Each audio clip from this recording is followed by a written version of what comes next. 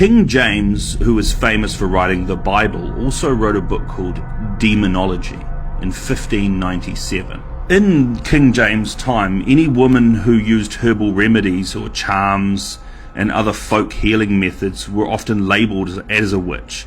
Many of these practices involved natural medicine, which was seen as a threat to the emerging authority of religious and later medical institutions.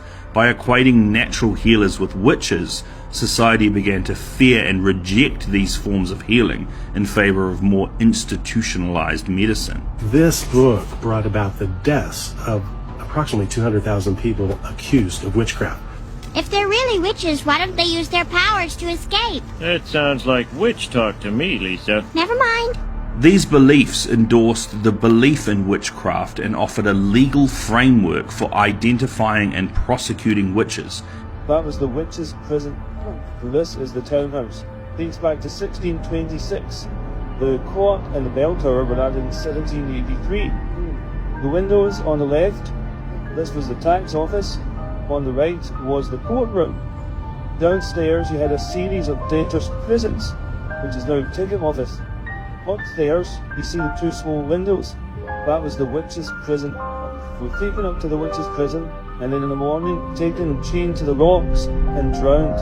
If they floated, they were witches. If they drowned, they were innocent. Either way, there wasn't going to end well for them. This was a huge push to clear out naturopathic medicine, as centralized medical industries started to form.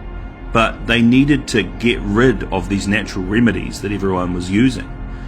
That's why the modern era of a witch that we see in TVs and movies, everyone's seen the big pot that a witch stirs together. This is all tinctures and healing herbs and remedies that the witches would come out with. You see, they needed to get rid of it completely. The idea that the herbs worked was never taken into account. It was more the fact that these were witches using witchcraft and that the medicines themselves actually weren't real.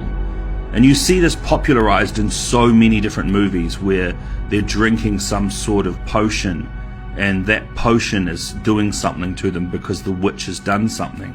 I sentence you hags to be burned at the stake until you are deemed fit to re-enter society.